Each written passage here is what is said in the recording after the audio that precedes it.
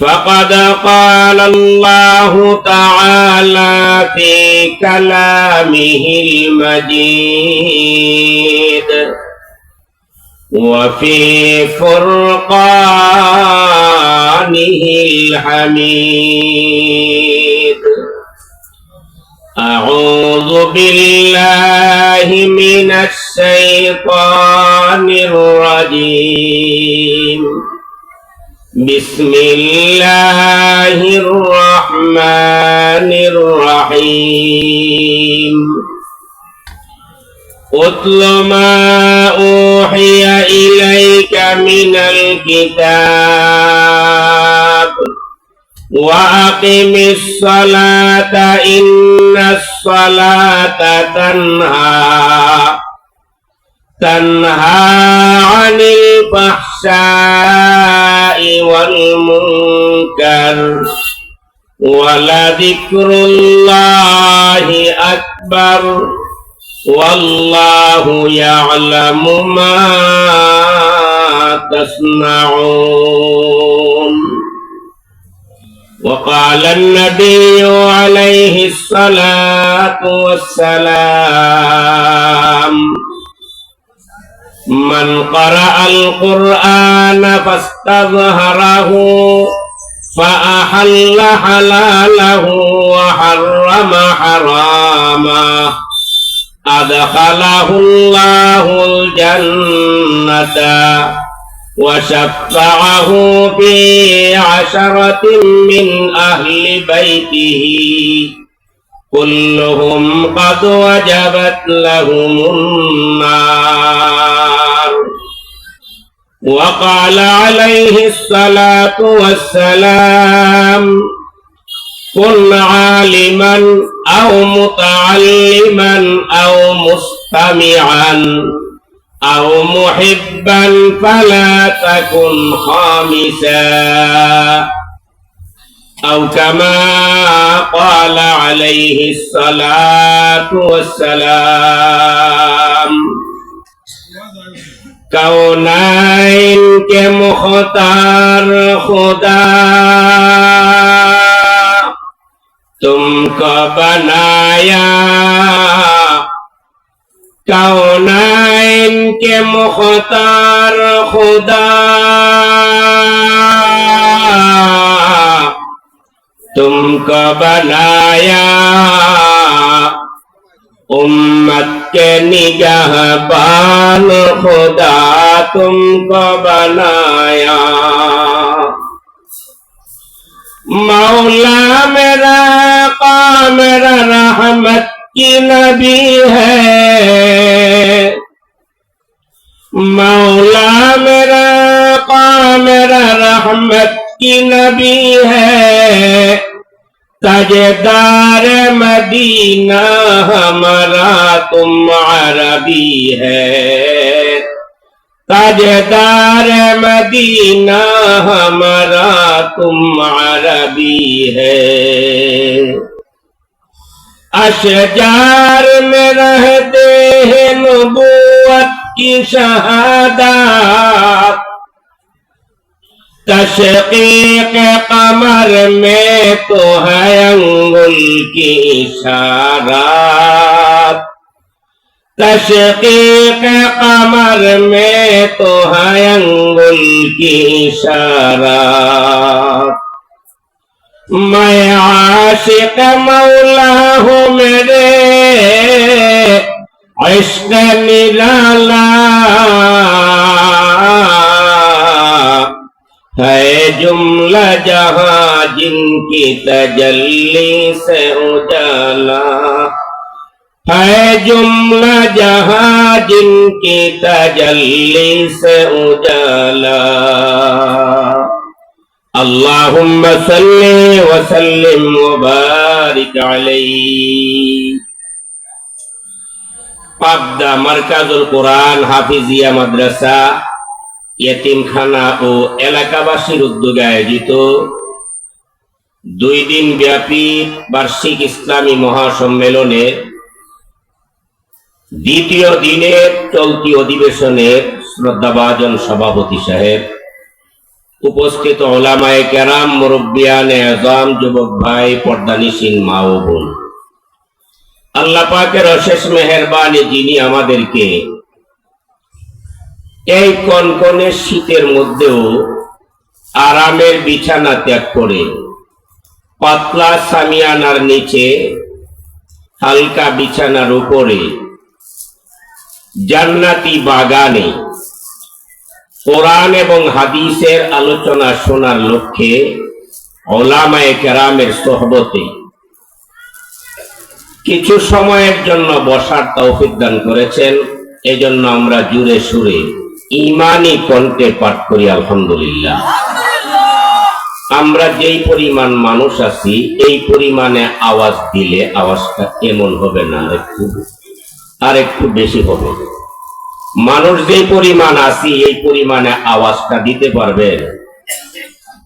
এই আমরা যেভাবে আওয়াজ দিছি, এইভাবে আওয়াজ দিলে কিন্তু ইসলাম কায়েম হবে না। ইসলাম কায়েম হতে হলে এমন আওয়াজ দিতে হবে যে আওয়াজ দিয়েছিলেন শাহজালাল মুজাররদে ইয়ামানি, গড় গোবিন্দের প্রাসাদ ব্যঙ্গে চুরমার হয়ে গিয়েছিল। আওয়াজ দিতে হবে এমন আওয়াজ হযরত ওমর ফারুক রাদিয়াল্লাহু তাআলা আনহু মসজিদে নববীতে দাঁড়াইয়া আওয়াজ দিয়েছিলেন, ইয়া সারিয়া, হে সারিয়া, পাহাড়কে আঁকড়ে ধরো, পাহাড় ছাইরো না, পাহাড়ের পাদদেশ হয়ে শত্রু বাহিনী হামলা করবে। অথচ ওই সময় সারিয়া মসজিদের ভিতরেও না, মসজিদের বাহিরেও না, মদিনার ভিতরেও না, ওই দামেস্কে।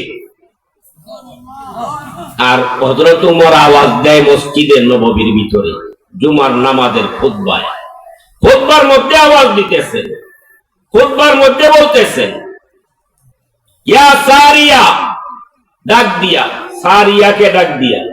সাহাবায়ে কেরাম আশ্চর্য হয়ে গেছেন, কি ব্যাপার, আমিরুল মুমিনিন কি অন্যমনস্ক হয়ে গেলেন? উনি আওয়াজ দিলেন সারিয়াকে। সারিয়া তো এই কাছে নাই, অনেক দূরে, প্রায় 1800 মাইল দূরে। সুবহানাল্লাহ, এত দূরে উনি এখানে হঠাৎ করে সারিয়া, আর খুতবার ভিতরে মাঝখানে আগের সাথেও মিল নাই, পরের সাথেও মিল নাই, মাঝখানে সারিয়া বলে ডাক দিলেন কেন? সবাই অপেক্ষায়, খুতবা শেষ হোক, নামাজ শেষ হোক, তারপর হযরত ওমরকে জিজ্ঞাসা করবেন। হযরত ওমরকে নামাজের পরে যায় জিজ্ঞাসা করে, কি ব্যাপার, খুতবার মাঝখানে দাড়ি কমা কোনো মিল নাই, আপনি হঠাৎ করে সারিয়াকে ডাক দিয়া বললেন পাহাড়কে আঁকড়ে ধরো। সারিয়া আপনি জানেন না, আপনি তো পাঠাইছেন যুদ্ধের ময়দানে। হযরত ওমর বলেন, এখন জবাব দিতাম না, যখন সারিয়া যুদ্ধ থেকে ফিরে আসবে তখন সারিয়াকে জিজ্ঞাসা করে জবাব নিও। সুবহানাল্লাহ। হযরতে সারিয়া যুদ্ধের ময়দান থেকে বিজয়ী বেশে, বিজয় পতাকা হাতে নিয়ে ফিরে আসছেন। আসার পরে সাহাবায়ে কেরাম গিয়া জিজ্ঞাসা করেন, সারিয়া, অমুক দিন জুমাবার, জুমার খুতবার মধ্যে হযরত ওমর তোমাকে ডাক দিয়ে পাহাড়কে আঁকড়ে ধরার কথা বলেছিলেন, ওই আওয়াজটা কি তুমি পেয়েছিলে? হযরতে সারিয়া বলেন, হে নবীর সাহাবীরা, হযরত ওমর যদি ডাক না দিতেন আমরা বিজয় লাভ করতে পারতাম না, পরাজিত হইয়া দিতাম, পাহাড়কে ছেড়ে দিতাম। ওই কাঁটাওয়ালা পাহাড় ছেড়ে দিলে পাহাড়ের পাদদেশ থেকে বেঈমান কাফেররা আমাদেরকে ঘেরাও করে ফেলতো। হযরত ওমর যখন ডাক দিয়েছেন, ওই ডাকটা আমার কানে এমন ভাবে পৌঁছেছে যেমন ভাবে এখন তোমাদের কথাগুলো আমি শুনতেছি, আমার কথাগুলো তোমরা শুনতেছ, ঠিক তেমনি ভাবে হযরত ওমরের আওয়াজ আমার কানে পৌঁছেছে। হযরত ওমর ডাক দিয়েছিলেন ইশকের ডাক, মহব্বতের ডাক, আল্লাহর ইশকে পাগল হইয়া, ঈমানি বলে বলিয়ান হইয়া আওয়াজ দিয়েছিলেন সারিয়া পাহাড়কে আঁকড়ে ধরো। 1800 মাইল দূরে থেকে হযরতে সারিয়া আওয়াজ শুনে পাহাড়কে আঁকড়ে ধরেছেন, বিজয় লাভ করেছিলেন। তাইলে আমরা কি মেনমেনায় আওয়াজ দিলে ইমানি বল বোঝা যাইব না জোরে দিতে হবে? মাহফিলটা হইতেছে, আপনারা খুশি না বেজার? খুশি। যদি খুশি হইয়া থাকেন খালি জায়গায় একটু রাখা যাবে না। খালি জায়গাটা দয়া করে পুরো করতে হবে, কারণ খালি জায়গা যেখানে ভাইব শয়তান এখানে আগে বসবে। আমরার মাঝখানে যেন কোনো শয়তান বসতে না পারে, কোন শয়তানের জায়গা যেন না থাকে। আমরা একজন আরেকজনের সাথে মিশে আমরা বসবো। শীতের রাত্র আরাম লাগবে, কাছাকাছি হয়ে বসলে আরামও লাগবে। একটু কষ্ট করেন, নড়াচড়া দেন এবং কাছাকাছি হয়ে বসেন। মাঝখানে শয়তান বসার কোনো জায়গা রাখবেন না, জায়গাটা ব্লক করে একদম লক করে দেন। সুন্দর করে বসেন, মিশে মিশে বসা এটা মজলিসের একটা আদব। গায়ে গায়ে লাগিয়া বসা মজলিসের আদব। এজন্য আপনাদেরকে কষ্ট দিচ্ছি, বিয়াদবে মাফ করবেন। আমি কিন্তু আপনাদেরকে নড়াচড়া করাইতেছি, মুরব্বীরা অনেকে আছেন, কষ্ট হইতেছে, মনে কষ্ট নেবেন না, জায়গাটা পূরণ করে বসেন। আল্লাহ তাআলা বরকত দিবেন, আপনাদের জ্ঞানে, আপনাদের আমলে আল্লাহ বরকত দিবেন ইনশাআল্লাহ। তো আমি বলতেছিলাম আজকের এই মাহফিল কোরআনের মাহফিল, মাদ্রাসার একটা মাহফিল। জান্নাতি বাগানের পক্ষ থেকে আরেকটা জান্নাতি বাগান তৈরি করা হয়েছে। এই বাগানে যারা আসে তাদের ব্যাপারে আল্লাহ রাসূল বলেন, তারা যতক্ষণ এর ভিতরে আছে ততক্ষণ পর্যন্ত আল্লাহর রহমত নাযিল হইতেছে। এবং চতুর্দিকের বাউন্ডারি আমরা দেখতেছি পর্দা দেওয়া, ঠিক না?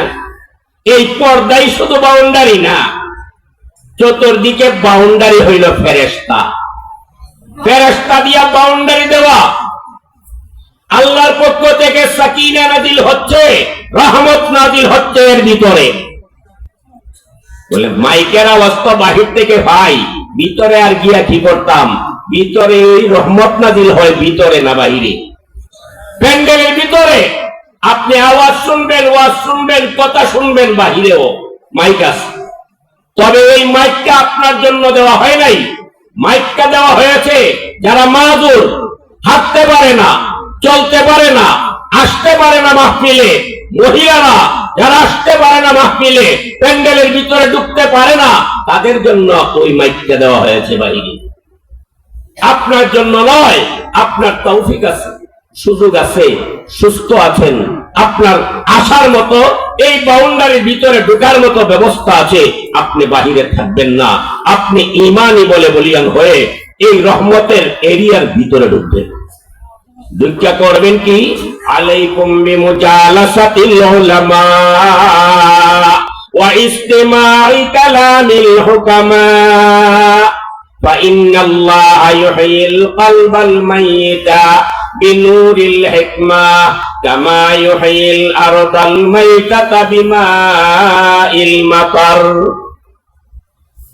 তোমাদের উপরে আবশ্যক হলো উলামায়ে কেরামের কথা, দার্শনিক কোরআন হাদিসের কথা শোনা। এর দ্বারা হবে কি? আলেম ওলামার মজলিসে অংশগ্রহণ করা, তাদের কথাগুলো শোনা। এর মাধ্যমে তোমার গুনার কারণে যে অন্তরগুলো মরে গেছে, মরা অন্তরগুলো জিন্দা হয়ে যাবে। যেমন ভাবে চৈত্র মাস আসলে পরে জমিন ফাইটা যায়, শুকাইতে শুকাইতে বৃষ্টি নাই। আল্লাহ আকাশ থেকে বৃষ্টি দেন, ওই ফাটা জমিন জোড়া লাগে, আবার সবুজ ঘাস উৎপন্ন হয়। ঠিক তেমনি ভাবে আল্লাহর কোরআনের আলোচনার মাধ্যমে, রাসূলের বাণীর আলোচনার মাধ্যমে, দ্বীনের কথাগুলোর মাধ্যমে, হিকমতপূর্ণ আলোচনার মাধ্যমে মরা দিলগুলোকে আল্লাহ জিন্দা করে দেয়। এই জন্য এই এরিয়ার ভিতরে ঢুকুন, ঢুকলে লাভ না ক্ষতি। যাই হোক ভাই, আমি আপনাদের সামনে পবিত্র কালামে 21 নম্বর পারার প্রথম আয়াত কানা তিলাওয়াত করেছি। রাসূলের অসংখ্য হাদিসের ভান্ডার থেকে 2খানা হাদিসের টুকরা পাঠ করছি। এরা লোকে সংক্ষেপে কথা বলল, লম্বা কোনো আলোচনা নয়। যিনি প্রধান বক্তা উনি কিন্তু উপস্থিত বসে আছেন, যখন আসবেন তখন ওই বয়ান শেষ আমার। আমি আপনাদের সামনে তিলাওয়াত করেছি একখানা আয়াত, যে আয়াতের মধ্যে দুইটা বিষয়ের আলোচনা। একটা বিষয় হইল শ্রেষ্ঠ ইবাদত, আর একটা বিষয় হলো শ্রেষ্ঠ জিকির। শ্রেষ্ঠ জিকিরের আলোচনা আর শ্রেষ্ঠ ইবাদতের আলোচনা। শ্রেষ্ঠ জিকিরের নাম আফদালুজ যিকরি তিলাওয়াতুল কুরআন। শ্রেষ্ঠ জিকিরের নাম কোরআনের তিলাওয়াত। আর শ্রেষ্ঠ ইবাদত নামাজ। নামাজের উপরে আর কোনো ইবাদত নেই। শ্রেষ্ঠ জিকিরের আলোচনা আর শ্রেষ্ঠ ইবাদতের আলোচনা। শ্রেষ্ঠ জিকির কোরআন কেন? তিলাওয়াতে কোরআন শ্রেষ্ঠ জিকির কেন? মহান আল্লাহ দুনিয়াতে নবী পাঠাইছেন 1,24,000। এই 1,24,000 পয়গম্বরের মধ্যে শ্রেষ্ঠ পয়গম্বরকে, শ্রেষ্ঠকে যদি কম সবাই, আমাদের নবী। আমাদের নবী শ্রেষ্ঠ নবী কেমনে? এই কথাটা আল্লাহ প্রমাণ করেছেন একেবারে আদম আলাইহিস সালামের জন্মের আগেই। সুবহানাল্লাহ। মুখ খোলা রাখবেন, মুখ খোলা রাখবেন। আপনারা আওয়াজ দিবেন, আমার কথারও গিয়ার বাড়বে। আপনারা আওয়াজ দিবেন। হযরতে আদম আলাইহিস সালামের জন্মের আগে আল্লাহ আমরার নবী যে শ্রেষ্ঠ নবী এর প্রমাণ লিপিবদ্ধ করে রাখছেন। আল্লাহর আরশে সাইনবোর্ড লাগায় রাখছেন, প্রথম নামটা মুহাম্মাদুর রাসূলুল্লাহ নাম লাগে। আদম আলাইহিস সালামকে বানানোর পরে যখন দেখছে মুহাম্মাদুর রাসূলুল্লাহ নাম, এটা দেখে তো উনি আশ্চর্য, কি ব্যাপার, আমার আগেও আর কোন নবী আছে নাকি? আমার আগে আর কোন নবী আসছেন নাকি? কয় না, তোমার আগে কোন নবী আসা নাই, তুমি প্রথম। তাইলে আমার নামের উপরে কেন এই নামটা? তোমার নামের উপরে থাকার কারণ তুমি হইলাই নবী, উনি হলেন শ্রেষ্ঠ নবী, এজন্য তোমার নামের উপরে। এখান থেকে শুরু, শ্রেষ্ঠত্বের প্রমাণ ওই জায়গা থেকে শুরু। আলমে আল্লাহে আখিরি জামানার নবীর শ্রেষ্ঠত্ব প্রমাণ করার জন্য আল্লাহ তাআলা সকল রূহ জগৎকে একত্রিত করেছেন।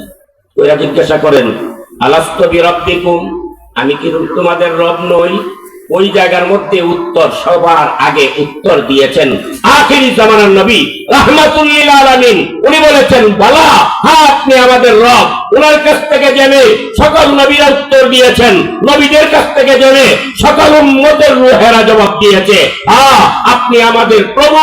তখন আল্লাহ বলেন, ও আমার উম্মতেরা, ও আমার বান্দা বান্দীরা, দুনিয়ার জগতে যাইবাই, আজকে যে অঙ্গীকার করেছো দুনিয়ায় গিয়া ভুইলা লাইবাই। আজকে অঙ্গীকার করছো, দুনিয়া যাওয়ার পরে স্মরণ থাকতো না, দুনিয়ায় গিয়া ভুলে যাইবা। দুনিয়ায় গিয়া যখন ভুলা যাইবা, এটাকে স্মরণ করাইয়া দেওয়ার জন্য আমি যুগে যুগে 1,24,000 পয়গম্বর পাঠাইয়া তোমাদেরকে স্মরণ করাইয়া দিব, লা ইলাহা ইল্লাল্লাহ, আল্লাহ ছাড়া যার কোনো মাবুদ নাই, এই কথা তোমাদেরকে স্মরণ করাইয়া দিব। ওই জায়গার মধ্যে আল্লাহ শ্রেষ্ঠত্ব দেখাইছেন আমাদের নবী।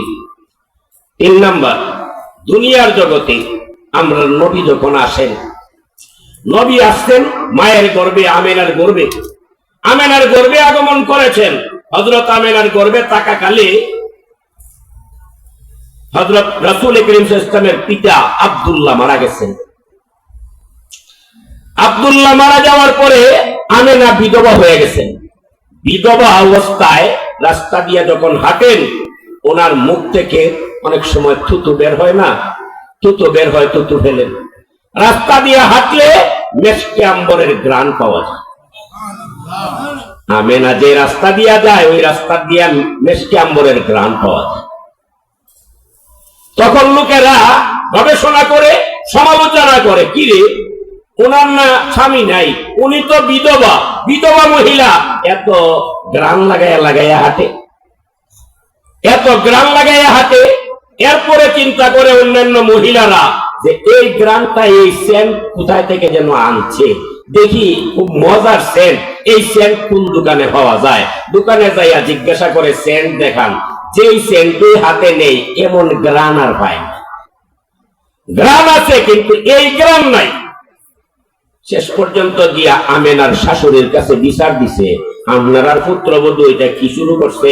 বিধবা অবস্থায় গ্রান লাগাইয়া হাঁটে, আর এমন গ্রান লাগায় না জানি কার কাছ থেকে আনে, কে যেন তারে দেয়, কোথায় থেকে যেন সংগ্রহ করে, আমরা মার্কেট ঘোরাঘুরি কইরাও এই সেন্ট পাই না। সুবহানাল্লাহ বাড়ি দিয়া আল্লাহ পাক রব্বুল আলামিন আখিরি জামানার নবীকে গর্বে দিয়েছেন। গর্বে থাকা অবস্থায় এই দুনিয়ায় প্রচার শুরু হয়ে গেছে। উনি দুনিয়াতে আসছেন, এখনো বাহির হয়ে আসেন নাই, মায়ের গর্ভের ভিতরেই আছেন। দুনিয়াতে প্রচার শুরু হয়ে গেছে। মেশকে আম্বরের গ্রাম দিয়া আল্লাহ প্রচার শুরু করে দিয়েছেন। আমেনার শাশুড়ি বলে, মা তোমার না স্বামী মারা গেছে, তুমি বিধবা, তুমি সেন্ট লাগাও কেন? আমি তো সেন্ট লাগাই না আম্মা। আমি সেন্ট লাগাইবো কেন? আমি তো বিধবা, তা আমিও জানি। না, তোমার নামে তো অনেক অভিযোগ। না, সবগুলো ভ্রান্ত অভিযোগ, আমি লাগাই না। এই কথাবার্তা বলার ফাঁকে মুখে থুতু আসছে। তখন হযরত আমেনা দরজার পাশে গেছেন থুতু ফেলতে। থুতু ফেলছেন, আর ওই থুতুর গ্রাম ঘরের ভিতরটা পুরাটা মোহিত হয়ে গেছে। তখন আমেনার শাশুড়ি কয়ে, এই যে গ্রাম লাগতেছে, তুমি না লাগাইলে কোথায় থেকে লাগলো? গ্রাম লাগতেছে, পুরা ঘরে গ্রাম। এই গ্রাম, তাইলে এটা লাগাইয়া গ্রাম না, এই গ্রামটা আমেনা লাগায় নাই, আমেনাকে কেউ দেয় নাই।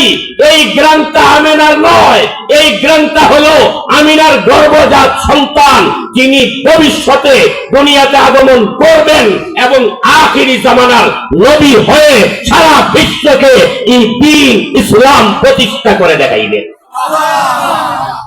উনি আমার গর্বে ওই আমার টুতুর সাথে গ্রান বের হইছে, আমারটা না, আমার সন্তানের গ্রান। এটা আমার সন্তানের গ্রান। ওই নবী দুনিয়াতে আগমন করলেন অন্যান্য বাচ্চাদের মতো না, আসলেন আয়েশাই কালিমায়ে শাহাদাত পাঠ করলেন, আসলেন আয়েশাই আল্লাহকে সিজদা করলেন। উনি দুনিয়াতে আসলেন, সাথে সাথে কাবা ঘরের যে দেয়াল আছে, ওই দেয়াল থেকে আওয়াজ বের হয়েছে, জাল হক ওয়া যাহাকাল বাতিল। কাবা শরীফের মুতাওয়াল্লি আব্দুল মুত্তালিব কাবা ঘরের কাছে দাঁড়ানো, আওয়াজ শুনতে পায়, জাল হক ওয়া যাহাকাল বাতিল। হক এসেছে, বাতিল বিতাড়িত হয়েছে, হকের আগমন ঘটেছে। এই খবরটা দিতেছে দেয়ালে। তখন চতুর্দিকে ছায়া দেহে, লোক তো নাই, আওয়াজ কোথায় থেকে আসে? আওয়াজটা থাকায় যখন দেখলো কোথাও লোক দেখা যায় না, তখন মনোযোগের সাথে চিন্তা করলো আওয়াজটা কোথেকে আসতেছে। পরে বুঝতে পারলো যে আওয়াজটা বাইতুল্লাহর দেয়াল থেকে আসতেছে। আল্লাহর নবী দুনিয়াতে আগমন কইরা উনি যখন আস্তে আস্তে বড় হইলেন, শিশুকাল থেকে যৌবনকাল, যৌবনকাল থেকে বৃদ্ধকাল, যৌবনকাল থেকে পুরাপুরি 40 বছরে পদার্পণ করছেন, তখন আল্লাহ একখান কিতাব নাযিল করেছেন। কোরআনে কারীমের ওহী আল্লাহ তাআলা পাঠাইছেন, নবুয়ত আল্লাহ দান করেছেন। এর আগে কি নবী ছিলেন না? ছিলেন। এর আগেও নবী ছিলেন, কিন্তু নবুয়ত প্রকাশ হয় নাই। নবী ছিলেন, নবুয়ত প্রকাশ হয় নাই, কারণ পরে যখন 40 বছরের মাথায় প্রকাশ হয়েছে, তখন তো বেঈমান কাফেররা মানতে চায় না। এরা কত কটাক্ষ করছে নবীরে নিয়া। কেউ বলে কবি, কেউ বলে পাগল, কেউ বলে বানোয়াট, বিভিন্ন ভাষায় কটাক্ষ করেছে। নবী করিম সাল্লাল্লাহু আলাইহি ওয়াসাল্লামকে আল্লাহ 40 বছরের ভিতরে নবুয়তের দলিল পেশ করেছে। নবুয়তের দলিল। উনি যদি নবী না হন, তাহলে জন্মের পরেই কালিমা শাহাদাত পাঠ করলেন কেমনে? উনি যদি নবী না হন, জন্মের পরেই আল্লাহকে সিজদা করেন কেমনে? উনি যদি নবী না হন, তাইলে ওনার গায়ে মশা মাছি বসতে পারে না কেন? উনি যদি নবী না হন, তাইলে উনি যখন হাঁটেন, আকাশে যত সূর্যের কিরণ থাকুক না কেন, ওনার গায়ে সূর্যের কিরণ পড়ে না কেন? উনি যদি নবী না হন, গরম পাথরের উপরে যদি বসতে যান, ওই পাথরটা ঠান্ডা হয়ে যায় কেন? উনি যদি নবী না হন, উনার আগমনে বাইতুল্লাহর দেয়াল থেকে জাল হক ওয়া যাহাকাল হাক্কাল বাতিল আওয়াজ বের হয় কেন? নবী হওয়ার প্রমাণ নাই গুলা? উনি নবী হয়ে আসছেন, এইগুলো প্রমাণ বের করেছেন। জীবনে মিথ্যা কথা বলছেন কয়টা নবী? কয়টা? গীবত করছেন? গীবত নাই, চুগলখড়ি নাই, হক মারামারি নাই, গালাগালি নাই, ঝগড়া ফসাদ নাই, আমানতের খিয়ানত নাই, হক নষ্ট করার কোন প্রমাণ নাই। এমন ব্যক্তি নবী হইব না, হইব কে? প্রমাণ পেশ করেছেন 40 বছর। 40 বছরের মাথায় যখন সবাই উনারে আল আমিন ডাকে, সবাই আল আমিন ডাকে, বিশ্বস্ত বলে উপাধি দিয়া দিছে বেঈমান কাফেরেরা, তখন আল্লাহ সিদ্ধান্ত নিলেন আর দেরি করা লাগবে না, যেহেতু উনি বিশ্বস্ত হয়ে গেছেন সবার কাছে, সর্বসম্মতিতে ওনাকে বিশ্বস্ত প্রমাণিত হয়ে গেছে, এবার তারে নবুয়ত দেওয়া যায়। 40 বছরের মাথায় আল্লাহ তাকে নবুয়ত দান করেছেন, নবুয়ত প্রকাশ করে দিয়েছেন, কোরআন নাজিল করছেন। যেই কোরআন শ্রেষ্ঠ 4 কিতাব, তাওরাত, জাবুর, ইনজিল, কোরআন, এই শ্রেষ্ঠ 4 কিতাবের মধ্যে শ্রেষ্ঠ কিতাবের নাম, সব কিতাব সহিফার মধ্যে শ্রেষ্ঠ হইল 4 কিতাব, এর মধ্যে আবার শ্রেষ্ঠ কোরআন। এই কোরআন আল্লাহ নাজিল করেছেন যার উপরে তিনি সকল নবীর মধ্যে শ্রেষ্ঠ। এই কোরআন যেই মাসে নাজিল করেছেন, মাসটা 12 মাসের মধ্যে কোন মাস? রমজান। যেই রাত্রে আল্লাহ নাজিল করেছেন, সারা পৃথিবীতে যতটা রাত আসে, শ্রেষ্ঠ রাতের নাম কোনটা? শবে কদর। শবে কদরে, রমজানুল মুবারকে শ্রেষ্ঠ নবীর উপরে যেই কিতাব নাজিল করেছেন, কিতাব কি শ্রেষ্ঠ হবে না? এই কিতাবের জিকির, এই কিতাবের তিলাওয়াত শ্রেষ্ঠ জিকির হবে না তো কোনটা হবে? কথা বুঝছেন না? শ্রেষ্ঠ জিকির তিলাওয়াতে কোরআন বলছিলাম, শ্রেষ্ঠ জিকির কোরআনের তিলাওয়াত। ওই কথাটা প্রমাণ করার জন্য এতগুলো কথা বললাম। শ্রেষ্ঠ জিকির হইল কোরআনে কারীমের তিলাওয়াত। আল্লাহ নবীরে শ্রেষ্ঠ বানাইছেন, নবীরে শ্রেষ্ঠ জাতির কাছে পাঠাইছেন, শ্রেষ্ঠ জায়গায় পাঠাইছেন, শ্রেষ্ঠ ভাষাওয়ালা বানাইছেন। দুনিয়ার শ্রেষ্ঠ ভাষা কোনটা? ইংরেজি। কোনটা? আরবি। কেন? রাসূল বলেন লিআন্নী আরাবিয়্যুন ওয়াল কুরআনু আরাবিয়্যুন ওয়া লিসানু আহলিল জান্নাতি আরাবিয়্যুন। আমি আরবি এবং কুরআন আরবি, জান্নাতীদের ভাষা আরবি। এজন্য আরবি ভাষা হইল শ্রেষ্ঠ। শ্রেষ্ঠ ভাষায়, শ্রেষ্ঠ নবীর কাছে, শ্রেষ্ঠ মাস, শ্রেষ্ঠ রাতে, শ্রেষ্ঠ জাতির হেদায়েতের জন্য যেই কিতাব নাজিল করেছেন, এই কিতাবও শ্রেষ্ঠ। এই কিতাবের তিলাওয়াত সকল কিতাবের তিলাওয়াতের চেয়ে শ্রেষ্ঠ। আফজালুয যিকরি তিলাওয়াতুল কুরআন, কোরআনের তিলাওয়াত সবচেয়ে ফজিলতপূর্ণ জিকির। কোরআনের তিলাওয়াত শ্রেষ্ঠ জিকির। আল্লাহ কোরআন নাজিল করছেন নবীর কাছে একসাথে না, ধীরে ধীরে, ধীরে ধীরে নাজিল করছেন। ধীরে ধীরে কেন? অন্য নবীর মতো না, আমরার নবী না। অন্য নবীর মতো আমরার নবী না, মানে অন্য নবীর চেয়ে আমরা নবী অনেক ঊর্ধ্বে। অনেক ঊর্ধ্বে মানে সর্বসেরা, প্রধান নবী। এই নবীরে আল্লাহ বিন্দু মাত্র, বিন্দু পরিমাণও কষ্ট দিতে চান না। তাওরাত একসাথে নাজিল হইছে, জাবুর একসাথে নাজিল হইছে, ইনজিল একসাথে নাজিল হইছে, কোরআন একসাথে নাজিল হয় নাই। কেন? অন্যান্য নবীরা একসাথে কিতাব পাইছেন। কেউ উম্মতেরা কেউ জিজ্ঞাসা করে এটার সমাধান কি হুজুর, তখন নবী এটার উত্তর দিতে গিয়া পাতা উল্টায়া উল্টায়া বাইর কইরা তারপরে কি দেন? উত্তর দেন। এই যে পাতা উল্টানির একটা কষ্ট, এই কষ্টটা মহান আল্লাহ তার হাবিবকে দিতে চান না।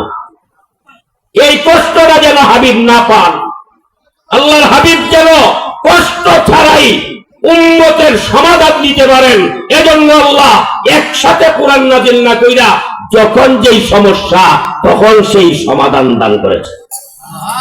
সমস্যা যেখানে সমাধান দিবেন সেখানে সমাধানের জন্য আল্লাহ জানাইয়া দিবেন আমার হাবিব যখন কোনো সমস্যা আসে কেউ কোনো প্রশ্ন আপনাকে করে আপনি কষ্ট করা লাগবে না, আপনি শুধু উপরের দিকে তাকাইবেন। সুবহানাল্লাহ। উপরের দিকে তাকাইবেন। আমি আল্লাহ আপনার পাগল, আপনার আশিক। আমি আল্লাহ 24টা ঘন্টা আপনি নবীর দিকে তাকাই আছি। আপনি যখন তাকাইবেন তখনই আপনার সমস্যার সমাধান আমি আল্লাহ দান করে দিব। সাথে সাথে সাথে সমাধান দিয়ে দিব। যখনই কেউ কোনো সমস্যা নিয়ে হাজির হয়েছে সাথে সাথে নবীজি উপরের দিকে তাকাইছেন, আল্লাহ তাআলা সমাধান নাযিল করে দিয়েছেন। যখন যেই আয়াতের দরকার, যখন যেই সূরার দরকার, যখন যেই রুকুর দরকার, যখন যেই পারা নাযিল করার দরকার, এইভাবে এই নিয়মে নাযিল করছেন। 21 নম্বর পারার প্রথম যে আয়াত, এই আয়াতের প্রথম অংশে আল্লাহ বলেন উতলু মা উহিয়া ইলাইকা মিনাল কিতাব। অগণবিজি আপনার কাছে নাযিলকৃত ঐশী গ্রন্থ আল কোরআনের তিলাওয়াত আপনি করুন। নবী নিজে তিলাওয়াত করার কথা বলছে, আপনি করুন। আল্লাহর নবী তিলাওয়াত পাইছেন কোথায়? আল্লাহর কাছ থেকে সরাসরি সরাসরি আল্লাহর কাছ থেকে জিবরিলের মাধ্যমে নবীজি পাইছেন। জিবরিল আলাইহিস সালাম পড়ছেন আর নবীজি মাথা নিচু করে শুনছেন। আমরা তো ছাত্ররে পড়াইতে গেলে ছাত্র পড়তে পড়তে পড়তে পড়তে মাথার গাম পায়ে পড়ে, পড়তে পড়তে সে কষ্ট। আল্লাহ নবী বলে কইরা মুখস্থ করা লাগে নাই। আল্লাহ জানাইয়া দিবেন লা তুহাররিক বিহি লিসানাকা লিতাজালা বিহি ইন্না আলাইনা জামআহু ওয়া কুরআনা সুম্মা ইন্না আলাইনা বায়ানা। ওগো আমার হাবিব, জিবরিল আলাইহিস সালাম যখন আপনার কাছে আসে কোরআনের আয়াতগুলো আপনাকে শোনায়, আপনার জবান মুবারক নাড়াচাড়া করার দরকার নাই, পড়ার কোনো দরকার নাই। এই কোরআনের আয়াত মুখস্থ করার জন্য আপনি মেহনত করার কোনো দরকার নাই। কোরআনের আয়াতের মর্ম, কোরআনের আয়াতের ব্যাখ্যা বোঝার জন্য আপনি চেষ্টা করার দরকার নাই। আমি আল্লাহ কোরআন নাযিল করেছি, জিবরিল আলাইহিস সালাম আপনার কাছে পড়ে শোনাইবে, মাথা নিচু করে আপনি শুনতে থাকবেন। আমি আল্লাহ কুদরতি ভাবে আপনার সিনায় ঢুকাইয়া দিব। আপনি কষ্ট করা লাগবে না, কষ্ট ছাড়াই আমি ঢুকাই দেব আপনার সিনার ভিতরে। এর অর্থ, এর শব্দ সবগুলো ঢুকাইয়া দিব আমি কুদরতি ভাবে। মেহনত আপনার করতে হবে না, আমি আপনাকে মেহনত দিক করাইতেও চাই না। এইভাবে আল্লাহ কোরআন নাযিল করছেন। আল্লাহ নবীরে বলেন আপনি তিলাওয়াত করুন। আপনি তিলাওয়াত করুন বললেন কেন? উম্মতকে তিলাওয়াত করাইন এটা বলেন নাই, আপনি পড়েন। আপনি পড়লে আমি আল্লাহ যেইভাবে নাযিল করছি এইভাবে আপনার উম্মতে পাবে। এজন্য আপনি তিলাওয়াত করেন। নবীজি বলেন আমি তিলাওয়াত করছি, আমার কাছ থেকে সাহাবীরা তিলাওয়াত শুনছে, সাহাবায়ে কেরাম তিলাওয়াত শিখছেন। আল্লাহর নবী বলেন তিলাওয়াত শিখার পরে যারা পড়ছে, এর অর্থ বুঝছে, অর্থ অনুযায়ী আমল করছে, তার বিনিময়ে আল্লাহ কি দিবেন? মান কারা আল কুরআন ফাস্তাযহারাহু, যে কোরআন পড়লো, ফাস্তাযহারাহু কোরআন মুখস্থ করলো, ফাহাল্লা হালালাহু কোরআনে বর্ণিত হালালকে হালাল মেনে চললো, কোরআনে বর্ণিত হারামকে হারাম মেনে চললো, আদখালাহুল্লাহুল জান্নাহ, আল্লাহ তারে কোথায় ঢুকাইবেন? জান্নাতে ঢুকাইবেন। শুধু তারে না, তার সুপারিশের মাধ্যমে তার পরিবার মুক্ত, তার সাথে সম্পর্কযুক্ত এমন 10 জনকে আল্লাহ জান্নাতে নিবেন যাদের উপরে জাহান্নাম ওয়াজিব হয়ে গিয়েছে। এমন 10 জনকে আল্লাহ দিয়ে দিবেন। আর যার ভিতরে কোরআন নাই, ওয়াল্লাযী লাইসা ফী জাওফিহি শাইউম মিনাল কুরআন, যার ভিতরে কোরআন নাই, ফাহুয়া কাল বাইতিল খারিব, তার সিনাটা, তার অন্তরটা উজাড় ঘরের মতো। উজাড় ঘর, যেই ঘরে মানুষ বসবাস করতে পারে না, যেই ঘরটার মধ্যে সাপ বিচ্ছু পোকামাকড় বসবাস করে, ওই ঘরটার অবস্থা যেমন, যেই অন্তরে কোরআন নাই তার অবস্থা এমন। এর মানে এই অন্তরটা মরা অন্তর। আমার শরীর আছে, শরীরটা চামড়ার তৈরি, চামড়াটা মাটির তৈরি। এটার পুরা হইল মাটি থেকে উৎপাদিত ফসল। মাটির উৎপাদিত ফসল না খাইলে শরীর ঠিক থাকে না, শরীর ঠিক থাকে না। ঠিক তেমনি ভাবে আমার একটা রূহ আছে, এই রূহের পুরা হইল পবিত্র কুরআনুল কারীম। কুরআনুল কারীম, এই কুরআন শিক্ষা আল্লাহ নবী দান করছেন, নবী সাহাবায়ে কেরামকে দান করেছেন। সাহাবায়ে কেরামের কাছ থেকে আমরা তাবেঈন, তাবে তাবেঈন ধারাবাহিকভাবে এখনো পর্যন্ত আমরা যারা আছি ধারাবাহিক পাইছি। আল্লাহ নবীর কাছে যে কুরআন নাজিল হয়েছিল, এই কুরআনই এখনো আছে না বদলে গেছে? আসেনি না পরিবর্তন হয়েছে? কোন একটা নুকতা পরিবর্তন হয়েছে? ওই সময় যে কোরআন ছিল ওই কোরআনই আপনাদের মাদ্রাসায় পড়ানো হয় কিনা? ওই কোরআনই নেই, ওই কোরআনই পড়ানো হয়। তাইলে ওই সময়ে আল্লাহর নবী যে ঘোষণা দিয়েছেন, এই সওয়াব কি পাওয়া যাইব? কোরআন যারা শিখে, কোরআন যারা পড়ে, কোরআন যারা পড়ায়, কোরআনের সাথে যারা সম্পৃক্ত, এরার জন্য কয়েকটা উপকারিতা বলেই আমার বয়ানের শেষ পর্যায়ে দিতেছি। 1 নম্বর, দুনিয়ার জগতে কোরআন শিক্ষার উপকারিতা। 1 নম্বর হইল কোরআন শিক্ষার কারণে, দ্বীনি শিক্ষার কারণে, ইসলামী শিক্ষার কারণে জীবন রক্ষা হয়। কি রক্ষা হয়? জীবন রক্ষা হয়। ইসলামী শিক্ষা, দ্বীনি শিক্ষা, কোরআন শিক্ষার কারণে জীবন রক্ষা হয়। কেমনে? আল্লাহ রাসূল বলেন, লা তাকুমুস সাআতু হাত্তা লা ইউকালা ফিল আরদি আল্লাহ আল্লাহ। দুনিয়াতে যখন আল্লাহ আল্লাহ বলনেওয়ালা থাকবে না, দুনিয়াতে কিয়ামত হয়ে যাবে, দুনিয়া আর থাকবে না, দুনিয়া ধ্বংস হয়ে যাবে। আল্লাহ আল্লাহ বলনেওয়ালা যখন থাকবে না, এই আল্লাহ আল্লাহ বলনেওয়ালা কোথায় শিক্ষা দেয়? আল্লাহ আল্লাহ বলা কে শিক্ষা দেয়? স্কুল কলেজে। আল্লাহ বলনেওয়ালা বানায় কোথায়? কোথায় জোরে বলেন? মাদ্রাসাগুলোতে আল্লাহ আল্লাহ বলনেওয়ালা বানায়। তাহলে মাদ্রাসা যারা পড়ছে, মাদ্রাসা যারা পড়ায়, এদের কারণে আল্লাহ সারা দুনিয়াবাসীর জীবনকে রক্ষা করেন। জীবন রক্ষা হয় কোরআনওয়ালার কারণে, জীবন রক্ষা হয় দ্বীনওয়ালার কারণে, কোরআন ইসলাম শিক্ষার কারণে, ইসলাম শিক্ষাকারী যারা তাদের কারণে আল্লাহ দুনিয়াবাসীর জীবন রক্ষা করে। এজন্যই তো একজন আলেমের জন্য দোয়া করে সমুদ্রের মাছ, দোয়া করে গর্তের পিপিলিকা, দোয়া করে রহমতের ফেরেশতারাও। কেন দোয়া করে? সকলের জীবন রক্ষা হইতেছে কার কারণে? আলেমের কারণে। কিসের কারণে? আলেমের কারণে। যার কারণে খোরাক পাইলা, খাদ্য পাইলা, তাকে নিয়ে কটাক্ষ করার ক্ষমতা কেন পাও? তাকে নিয়ে কটাক্ষ কেন করবে? আলেম যেদিন থাকবে না, আল্লাহ বলনেওয়ালা থাকবে না, কোরআন শিখনেওয়ালা থাকবে না, কোরআন পড়নেওয়ালা যেদিন থাকবে না, দুনিয়ার জগতে দিনদার পরহেজগার যেদিন থাকবে না, ওই দিন তো দুনিয়া ওই থাকবে না, ধ্বংস হইয়া যাবে। জীবন রক্ষা হয় কার কারণে? কোরআনের কারণে, দ্বীনি শিক্ষার কারণে। 2 নম্বর, দ্বীনি শিক্ষা, কোরআন শিক্ষা, ইসলামী শিক্ষা যেখানে আছে সেখানে অসৎ দুর্নীতিবাজ তৈরি হয় না।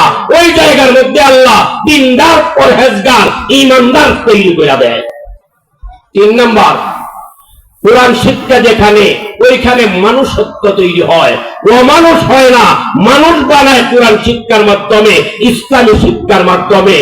4 নম্বর, কোরআন শিক্ষা যেখানে, কোরআন শিক্ষার কারণে, ইসলামী শিক্ষার কারণে যাদের গায়ে কোরআনের ছোঁয়া লাগছে, মাদ্রাসায়ও যায় নাই, মাদ্রাসায় পড়েও নাই, তবে মাদ্রাসার সাথে সম্পর্ক আছে, ছোঁয়া লাগছে, পড়ছে না তবে ছোঁয়া লাগছে, এসব লোক মরার সময় ঈমান হারা হইয়া মরত না, ঈমান নিয়ে মারা যাইব।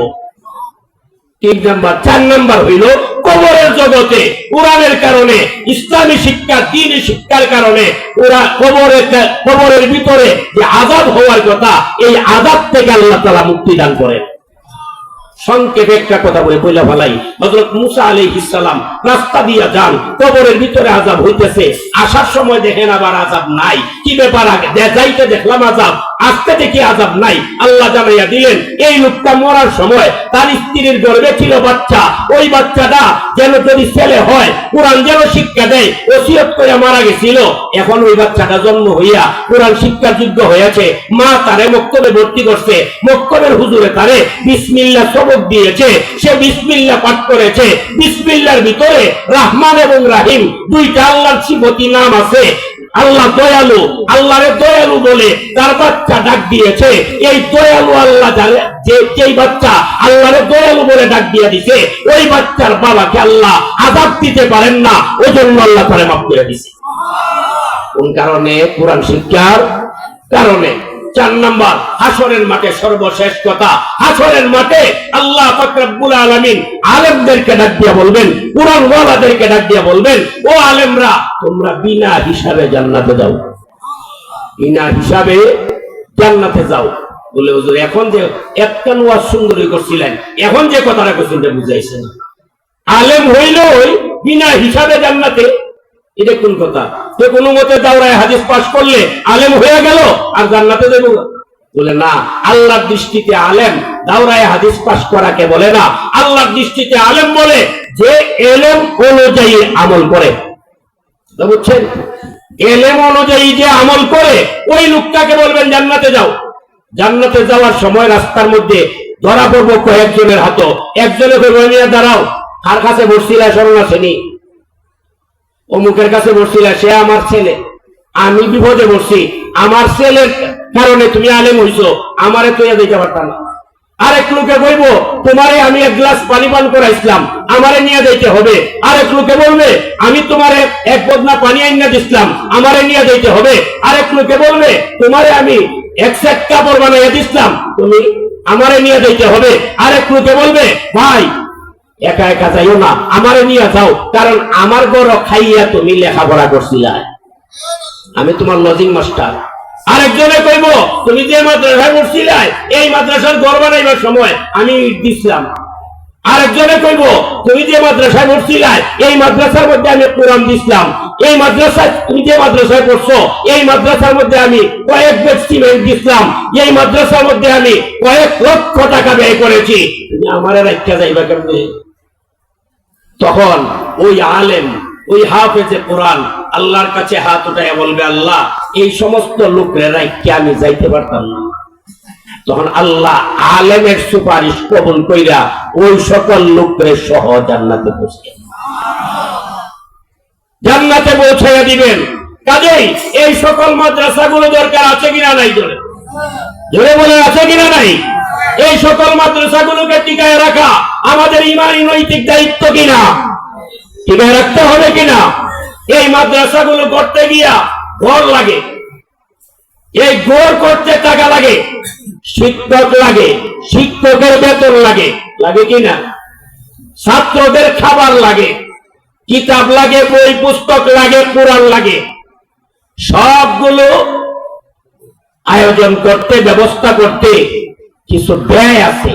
এই ব্যয়গুলো এলাকাবাসী যখন সকলে মিলে 10 মিলে চেষ্টা করলে এটা কোনো কঠিন কোনো ব্যাপার না, কঠিন কোনো ব্যাপার না। একার জন্য যেটা কঠিন 10 মিলে করলে এটা সহজ হয়ে যায়। এজন্য আজকের এই মজলিসে অল্প সময়ের জন্য আপনাদেরকে কষ্ট দিব। আল্লাহর নবী তাবুকের যুদ্ধে যাওয়ার সময় সাহাবায়ে কেরামের সামনে প্রস্তাব দিয়েছিলেন। সাহাবায়ে কেরাম গরিব, অনেকে যুদ্ধের ময়দানে যাইতে পারে না, সওয়ারি নাই, অনেকে অস্ত্র নাই, অনেকের টাকা পয়সা নাই, যে কারণে চাঁদা চাইছিলেন। চাঁদা চাইছেন আর এমনি একজনের জোর করে উঠতে সব বাড়ি গেছেন গা। আমাদের অবস্থা তো এরকম, যখন চাঁদা চায় মাদ্রাসার জন্য হোক, মসজিদের জন্য হোক, চাঁদা চাওয়ার সাথে সাথে দেখবেন একজন করে উঠা আরম্ভ করছে, উঠতে উঠতে যার যার বাড়ি যায়। সাহাবায়ে কেরামের সামনে যখন নবী প্রস্তাব দিচ্ছেন তখন সাহাবায়ে কেরাম একজন একজন করে উঠা ধরছে, উঠতে তারাও বাড়ি গেছেন। বাড়ি কেন গেছেন? গিয়া ঘুমাইবার জন্য না, এরা গেছেন চাঁদা আনার জন্য। সুবহানাল্লাহ। এরা চাঁদা আনার জন্য গেছেন, হযরত আবু বকর বাড়িতে গেছেন, বিবিকে গিয়ে বলছেন ঘরে কি আছে সব দাও।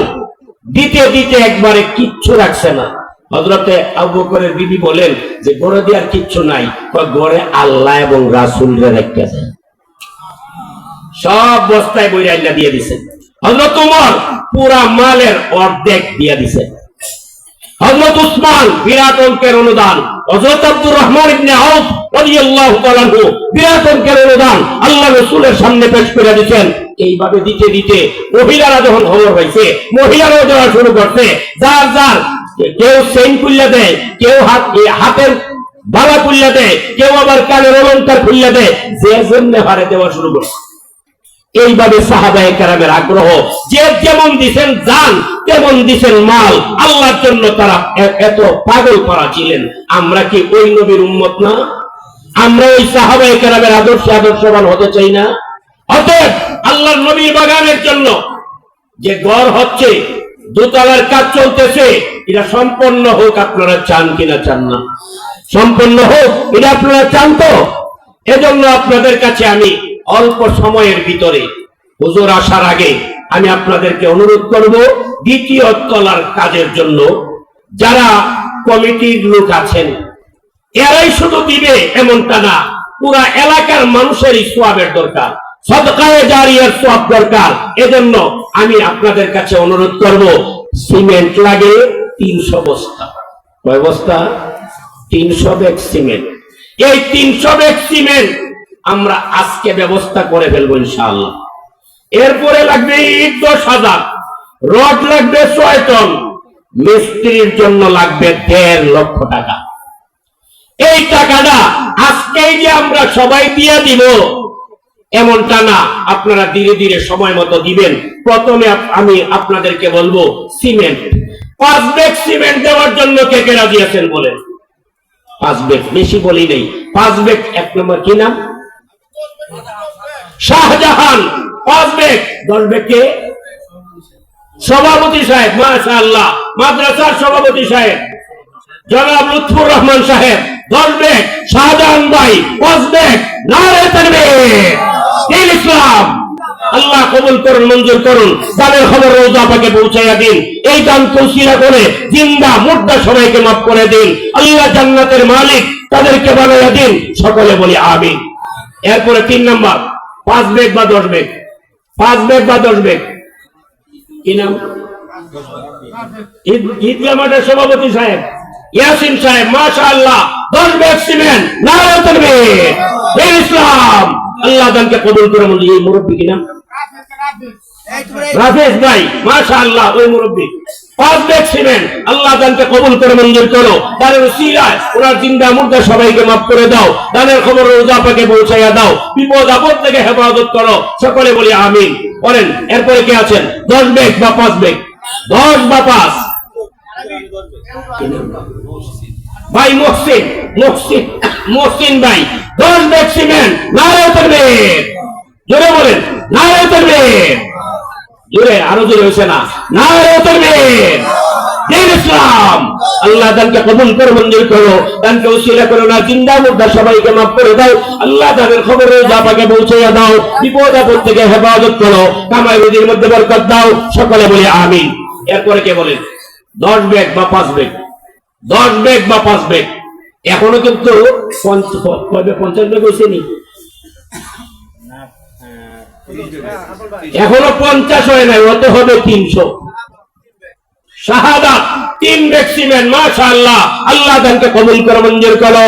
দানকে উসিলা করে না, জিন্দা মুর্দা সবাইকে মাফ করে দাও। দানের খবর রোজা পাকে পৌঁছাইয়া দাও। বিপদ আপদ থেকে হেফাজত করো। কামাই রুজির মধ্যে বরকত দাও। সকলে বলি আমিন বলেন। 5 ব্যাগ, 10 ব্যাগ, 3 ব্যাগ একজনে বলছে। অতএব যদি 3 ব্যাগও তাহের বলতে পারেন। আল্লাহর নবীর বাগান, আল্লাহ দেখি নাম 5টা। মাশাআল্লাহ, জনাব হাজী ইদ্রিস আলী সাহেব 5 ব্যাগ সিমেন্ট। নারে তাকবীর, দিন ইসলাম।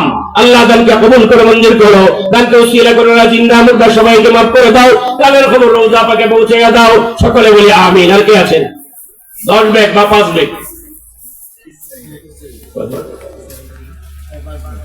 জনাব ইসরাফি 5 ব্যাগ সিমেন্ট নারে তাকবীর। দিন ইসলাম আল্লাহ দানকে কবুল করে মঞ্জুর করো, দানকে উসিলা করো, জিন্দা মুর্দা সবাইকে মাফ করে দাও, দানের খবর রোজা পাকে পৌঁছে দাও, সকলে বলি আমিন। রাব্বি 100 টাকা নগদ আল্লাহ দানকে কবুল করে মঞ্জুর করো, দানের উসিলা ওনার জিন্দা মুর্দা সবাইকে মাফ করে দাও। বলেন 5 ব্যাগ 10 ব্যাগ বা আপনাদের সামর্থ্য অনুযায়ী 1 2 5 7 10 আপনার সামর্থ্য অনুযায়ী বলেন, কেউ বাকি থাকবেন না। 1 ব্যাগ সিমেন্ট দিবেন, আপনার সম্পর্ক এই ঘরের সাথে হইল, আর এই ঘরের সম্পর্ক আল্লাহর নবীর রওজার সাথে। বলেন আর কে আছেন? 500 টাকা দিলাম। মোহাম্মদ রাসেল মিয়া নগদ 500 টাকা আল্লাহ দানকে কবুল করে মঞ্জুর করো, দানের উসিলা ওনার জিন্দা মুর্দা সবাইকে মাফ করে দাও, দানের খবর রোজা পাকে পৌঁছে দাও, সকলে বলি আমিন। টাকা আপনারা টাকা লেখাইতে পারেন, 10,000 টাকা বা 5,000 টাকা, যেমন ভাগে 10 ব্যাগ সিমেন্ট 5 ব্যাগ সিমেন্ট 10,000 টাকা বা 5,000 টাকা, আপনাদের যার যার সামর্থ্য অনুযায়ী বলেন।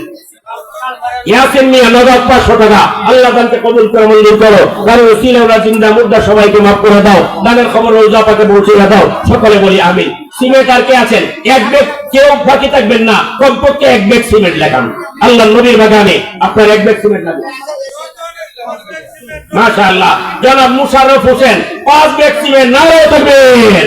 দিন ইসলাম আল্লাহ দানকে কবুল করে মঞ্জুর করো, দানের উসিলা ওনার জিন্দা মুর্দা সবাইকে মাফ করে দাও, দানের খবর রোজা পাকে পৌঁছে দাও, সকলে বলি আমিন।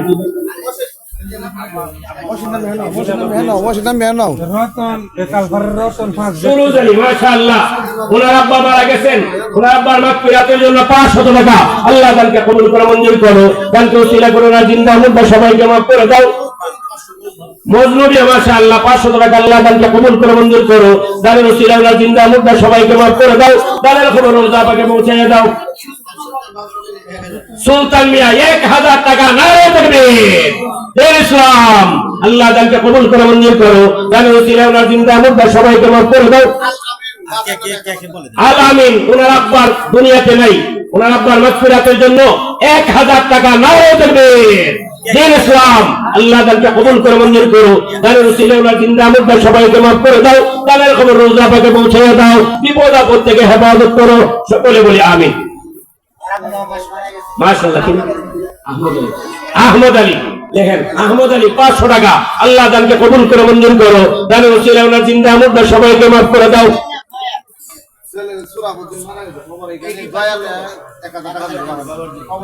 ছেলে তার বাবার মাগফিরাতের জন্য 1000 টাকা নারে তাকবীর। আল্লাহ দানকে কবুল করে মঞ্জুর করো, দানের উসিলা ওনার জিন্দা মুর্দা সবাইকে মাফ করে দাও। দয়াল মিয়া দুনিয়াতে নেই, আপনার ছেলে সোহরাবুদ্দিন ছেলে দয়াল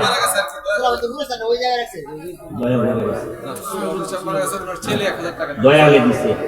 দয়াল মিয়া তার বাবা সোহরাবুদ্দিনের মাগফিরাতের জন্য 1000 টাকা আল্লাহ তার কলিজার টুকরা বাবার কবরটাকে জান্নাতের বাগান বানাইয়া দাও, সকলে জুড়ে জুড়ে বলি আমিন। আর কে আছেন?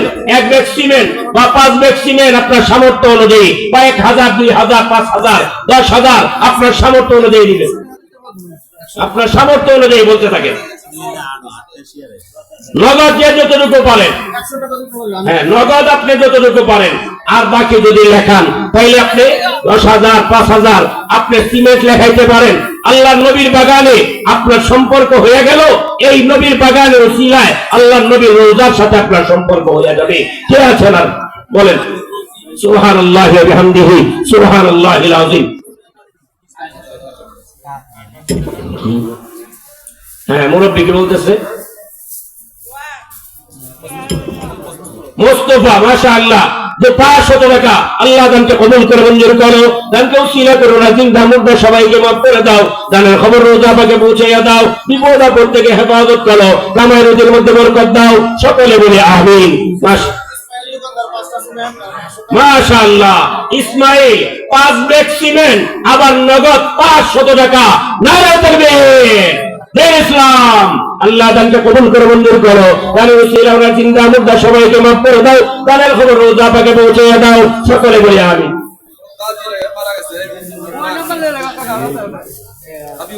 হাবিবুর রহমান ওনার আম্মা মারা গেছেন, ওনার আম্মার মাগফিরাতের জন্য 1000 টাকা নারে তাকবীর। দিন ইসলাম। আল্লাহ দানকে কবুল করে মঞ্জুর করো। দানের উসিলা ওনার জিন্দা মুর্দা সবাইকে মাফ করে দাও। দানের খবর রোজা পাকে পৌঁছে দাও। বিপদ আপদ থেকে হেফাজত করো। কামাই রুজিতে বরকত দাও। ওনার কলিজার টুকরা আম্মার কবরকে জান্নাতের বাগান বানিয়ে দাও। সকলে জুড়ে জুড়ে বলে আমিন। নাসিরউদ্দিন 500 টাকা আল্লাহ দানকে কবুল করে মঞ্জুর করো। দানের উসিলা ওনার জিন্দা মুর্দা সবাইকে মাফ করে দাও। দানের খবর রোজা পাকে পৌঁছে দাও। হাসিম মাশাআল্লাহ আবুল হাসিম এক ব্যক্তিবেন আল্লাহ দানকে কবুল করে মঞ্জুর করো। দানের উসিলা জিন্দা মুর্দা সবাইকে মাফ করে দাও। মহিলা প্যান্ডেলে যারা আছেন আপনারা তো শুনছেন আল্লাহ নবী চাঁদা চাইছেন। পুরুষরা যেমন দিয়েছেন মহিলারাও একেবারে টাকা পয়সা নিজের অলংকার পর্যন্ত খুলে দিয়ে দিচ্ছেন। আপনারা যারা আছেন যদি এমন কেউ থাকেন 5 ব্যাগ সিমেন্ট দিবেন বা কমপক্ষে 1 ব্যাগ সিমেন্ট দিবেন আল্লাহ নবীর বাগানের জন্য নাম পাঠাইয়া দেন। মহিলাদের এখানে আপনাদের প্যান্ডেলে লোক আছে, ওই লোকের কাছে আপনারা লেখাইয়া দেন, আপনাদের জন্য দোয়া হবে ইনশাআল্লাহ। হ্যাঁ কি নাম? মাশাআল্লাহ আল আমিন। তার আব্বার মাগফিরাতের জন্য 10 ব্যাগ সিমেন্ট। নারে তাকবীর। দিন ইসলাম। আল্লাহ দানকে কবুল করে মঞ্জুর করো। দানের উসিলা ওনার জিন্দা মুর্দা সবাইকে মাফ করে দাও। দানের খবর রোজা পাকে পৌঁছে দাও। বিপদ